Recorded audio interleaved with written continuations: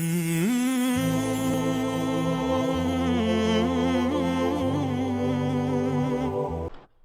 الله الرحمن الرحيم والصلاة والسلام على رسوله الكريم وعلى آله وصحبه أجمعين أما بعد داعی اور مدعو میں طبیب اور مریض کا رشتہ ہوتا ہے۔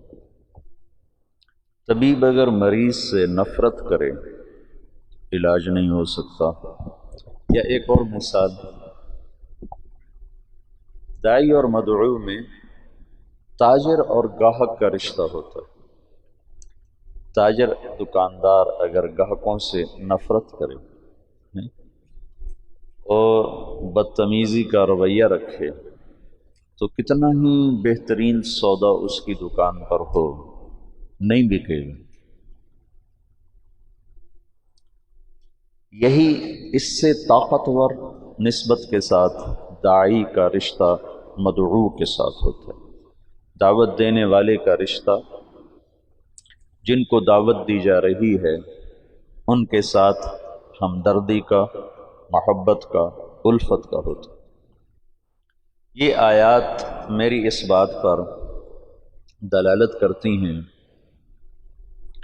کہ اللہ تعالیٰ کو کہنا پڑا لعلک باخع نفسک علی آثارہم ان لم یؤمنوا بہذا الحدیث اسفا، لعلک باخع نفسک اسفا، تو غم میں مر جائے گا، ان کے غم میں مر جائے گا۔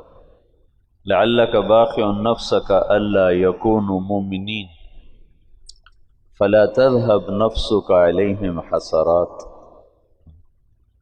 من کفر فلا يحزنک کفرہ لست علیہم بمسیطر ما انت علیہم بجبار۔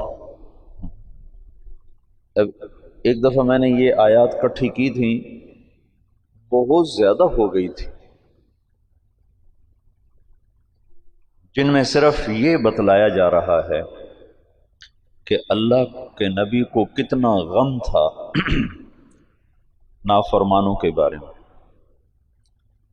آج کے دور کے اہل حق دعوت دینے والے اور جتنے حق سے دور لوگ ہیں، یا کفر کی شکل میں یا اسلام کے لبادے میں باطل عقائد کی شکل میں یا بدعت کی شکل میں یا مذہبی آزادی جس کو غیر مقلدیت کہتے ہیں اس کی شکل میں، اکابر کی گستاخی کی شکل میں، یا صحیح العقیدہ ہو کر شراب، زنا، گانا بجانا، ظلم، ستم، یہ جتنی شکلیں ہیں یہ ساری کی ساری قابل رحم ہیں۔ یہ مدعو ہیں، آپ داعی ہیں۔ آج اہل حق ان سے نفرت کرتے ہیں۔ کتنی یہ حق، یعنی کتنی اصل سے ہٹی ہوئی بات کہ ان سے تو محبت تھی۔ ایک آدمی کفر پہ مر جاتا تو ہمیشہ جہنم میں چلا گیا، ایک آدمی صحابہ کو برا بھلا کہتے ہوئے مر جاتا تو جہنم میں چلا گیا، ایک آدمی قبروں کو سجدے کرتا ہوا مر جاتا تو جہنم میں چلا گیا، ایک آدمی اکابر امت کی گستاخی کرتا ہوا چلا جاتا ہے تو وہ پکڑا گیا، ایک آدمی شراب، زنا میں مبتلا ہو کے مر جاتا ہے تو وہ پکڑا گیا، نمازیں چھوڑ کے مر جاتا ہے، روزے چھوڑ کے مر جاتا ہے تو گرفتار ہو گیا قانون کے مطابق۔ باقی اللہ جس کو چاہے معاف کرتا، یغفر ما دون ذلک لمن یشاء۔ اچھا، یہ جو اس طرح مر رہے ہیں، یہ مرتے ہی کتنے خوفناک انجام کا شکار۔ میرا تایا کا بیٹا تھا، جیسے ذمہ داروں کی زندگی ہوتی ہے ویسے اس کی زندگی تھی، جوانی میں مر گیا۔ میں نے خواب میں دیکھا، خواب میں میت جو کہتا ہے صحیح کہتا ہے۔ میں نے کہا کیا حال ہے؟ کہنے لگا آگ کے تندور میں پڑا ہوا ہوں، آگ کے تندور میں پڑا ہوا۔ ساری زندگی اس کی غفلت میں گزری، ظلم و ستم نہیں تھا، بہت ہمدرد، بہت رحم دل، غریب پرور، رعایا پرور، بس ذاتی کمیاں بے شمار بہت زیادہ تھی۔ فرائض میں بے انتہا غفلت اور شہوات میں استطالہ کہ میں آگ کے تندور میں ہوں، تو یہ قابل رحم ہے یا قابل نفرت ہے؟ آج کے مناظرانہ ذہن نے تمہیں دعوت کے غم سے ہٹا کر نفرت کے کانٹوں میں الجھا دیا۔ مناظرانہ ذہن کا یہ کم سے کم نقصان ہے، زیادہ تو اس سے یہ کم سے کم نقصان ہے کہ جن سے نفرت، جن سے محبت کرنی تھی ان سے نفرت شروع کرتے۔ تعالوا الى کلمۃ سواء بیننا وبینکم الا نعبد الا اللہ۔ یہ آیت تمہیں کیا اصول بتا رہی کہ جن چیزوں میں تم مشترک ہو ان کو مضمون دعوت بناؤ۔ رفع یدین کو مضمون دعوت نہ بناؤ، نماز کو مضمون دعوت بناؤ۔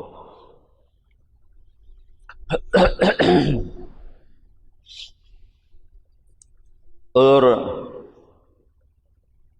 ان انتم الا بشر مثلنا، تو آگے نبی کہہ رہے ہیں ان نحن الا بشر مثلکم، کہ ٹکراؤ کی بات نہ کرو، جس چیز کو وہ مانتے ہیں تم اس کی بات کرو، وہاں سے اگلی بات تک تو تم پہنچ جاؤ گے، پہلے موقع پر ہی ان کی ٹھکرا دو تو تم نے ان کو اپنے سے دور کر دیا، متنفر کر دیا۔ داعی اور مدعو جتنے کفر ہیں کی شکلیں ہیں، جتنی باطل کی شکلیں ہیں، جتنے غلط عقائد کی شکلیں ہیں، جتنی ہوا نفس پرستی کی شکلیں ہیں، یہ سب وہ لوگ ہیں جنہیں تم نے دعوت دینی ہے۔ یہ مدعو، تم داعی، اور تم ان سے نفرت کرنے لگ جاؤ اور ان کو غلط کہنے پہ تل جاؤ۔ غلط کہنا وقت کی ضرورت ہے یا انہیں گمراہی سے نکالنا وقت کی ضرورت ہے؟ تم غلط ہو، تم غلط ہو، تم غلط ہو، تم شرابی ہو، تم شرابی ہو، اسے نہیں پتا میں شرابی ہوں۔ تم سود خور ہو، تم سود خور ہو، اسے معلوم نہیں میں سود خور ہوں، میں سود کھاتا ہوں۔ جھوٹے پر اللہ کی لعنت، سود کھانے والے پر اللہ کی لعنت، اور اس کو سنا رہے ہو تو تمہارے قریب کیسے آئے گا؟ اور نبی کا مضمون کیا ہے؟ لِتُخْرِجَ النَّاسَ مِنَ الظُّلُمَاتِ إِلَى النُّورِ، نہ کہ لِتُحَقِّقَ ظُلُمَاتِهِمْ فِيهِمْ، یہ تو نہیں، لِتُحَقِّقَ ظُلُمَاتِهِمْ فِيهِمْ، تو اس لیے آیا ہے کہ ان کی ظلمتیں ان کے اندر ثابت کر دے کہ آج کے مناظرے کا یہ نتیجہ ہے کہ مناظرہ نفرت پیدا کرتا ہے، اور داعی نفرت نہیں کرتا ہے، محبت کرتا ہے، اسے جہنم نظر آتی ہے، وہ جہنم سے بچانے کے لیے وقت کی ضرورتوں سے بے نیاز ہو جاتا ہے۔ یا قوم، یا ابت، یا ابت، یا ابت، کتنی التجا ہے ابراہیم علیہ السلام کی دعوت، یا ابت، یا ابت، یا قوم، یا قوم، یا قوم، یا معشر قریش، یا معشر قریش۔ چونکہ سیرت کا یہ پہلو امت نے بھلا دیا تھا کہ ہم دعوت دینے والے ہیں، دعوت دینے والے کو محبت ہوتی ہے نافرمانوں سے، کافروں سے ہمدردی ہوتی ہے کہ وہ انہیں جہنم سے نکالنا چاہتا ہے، اور تم انہیں جہنمی ثابت کرنا نہیں تم جہنمی ہو، نہیں تم گمراہ ہو۔ یہ کون سی عقل والی بات؟ معترض کا جواب نہیں ہوتا، میں نے رات بھی بتایا تھا، سائل کا جواب ہوتا۔ دعوت دینے والا ایسی بات کرتا ہے کہ وہ پیٹھ پیچھے چھپ کر کہتے ہیں باتیں تو سچی کرتا ہے، ابو جہل جیسا کہہ رہا ہے سچا پر میں مانوں گا نہیں۔ کیا خوبصورت مضمون دعوت ہے کہ سب سے بڑا اعداء عدو الاسلام کہتا ہے سچا مانوں گا نہیں۔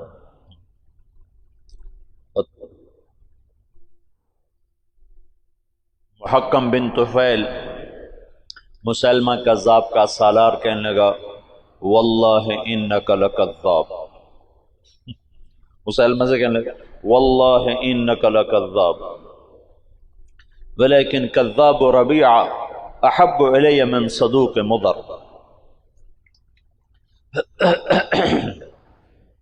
جادو وہ ہوتا ہے جو سر چڑھ کے بولے.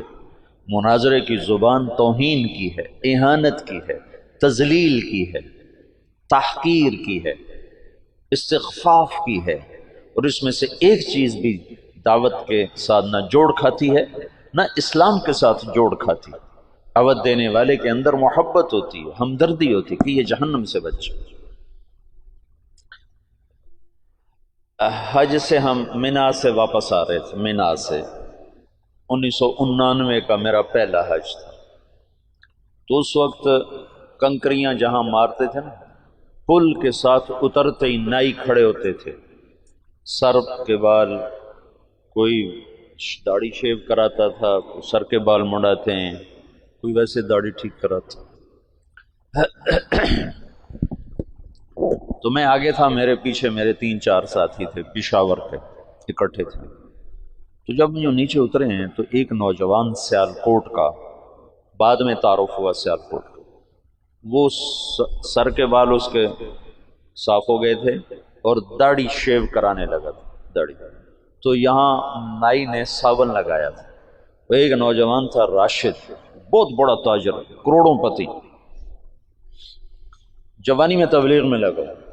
اس نے جب دیکھا تو ایک دم جا کے اس کے پاؤں میں گر گیا، اس کے پاؤں پکڑ کے رونے لگا، کہنے لگا ابھی تیرے سارے گناہ معاف ہو چکے ہیں، یہ دوبارہ فوراً گناہ نہ کر، تیرے سارے معاف ہو چکے ہیں. جب آدمی عرفہ سے واپس لوٹتا ہے تو سارے معاف ہو گئے، تو کہا تیرے سارے معاف ہو گئے، دوبارہ اپنے کافی کو کالا نہ کر. وہ ایسا رویا کہ وہ نوجوان خود رونے لگا. تو اس نے وہ تولیہ جو یہاں رکھا ہوا تھا نا، اس نے اس سے اپنا سارا صابن صاف کر دیا اور نائی سے کہنے لگا میرا خط بنا دو، آج کے بعد میری توبہ، میں داڑھی نہیں منڈاؤں گا. یہ داعی ہوتا ہے. تم بے وقوف مناظرانہ ذہن رکھتے ہو کہ ہم نے نیچا دکھانا ہے. نیچا دکھانا بھی کوئی حق ہے؟ اوروں کو عزت دینا سیکھو، پھر وہ تمہارے سامنے گر جائیں گے، خود ہی گر جائیں گے.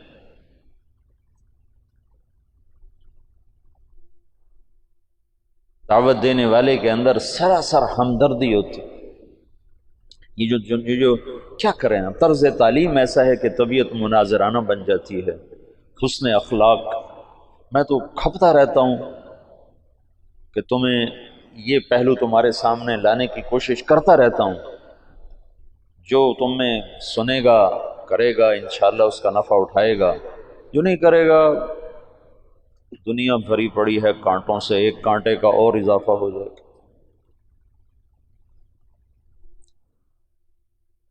تو دعوت دینے والا سراسر رحمت ہوتا ہے، اور راتوں کو اٹھ کے روتا ہے.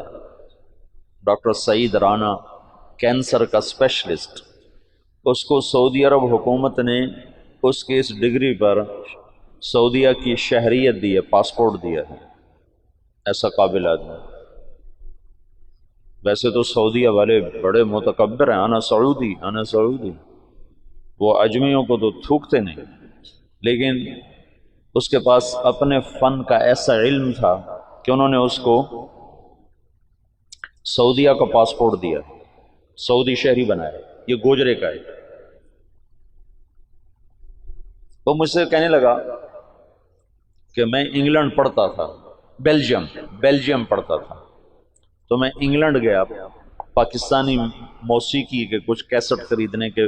بیلجیم میں ابھی اس وقت اتنا پاکستانی مجمع نہیں تھا، زیادہ مجمع انگلستان میں تھا. تو کہنے لگا میں لندن گیا پاکستانی گانے خریدنے کے لیے. تو وہاں ایک جماعت سے میری ملاقات ہو گئی. انہوں نے مجھ سے 2-4 باتیں کی، مجھے بڑی اچھی لگی، تو میں نے وہ دن ان کے ساتھ گزارا.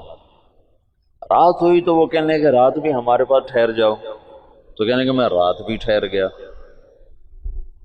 رات کو میری پچھلے پہر آنکھ کھلی تو میں نے دیکھا میرے بستر کے برابر ایک بوڑھا آدمی وہ دعا میں رو رہا زارو قطار اور کہہ رہا یا اللہ اس نوجوان کو ہدایت دیتے، یہ گانے خریدنے آیا ہے تو اسے دین کا داعی بنا دے، اور رو رہا ہے، یہ دعوت۔ تو وہ ڈاکٹر سعید رانا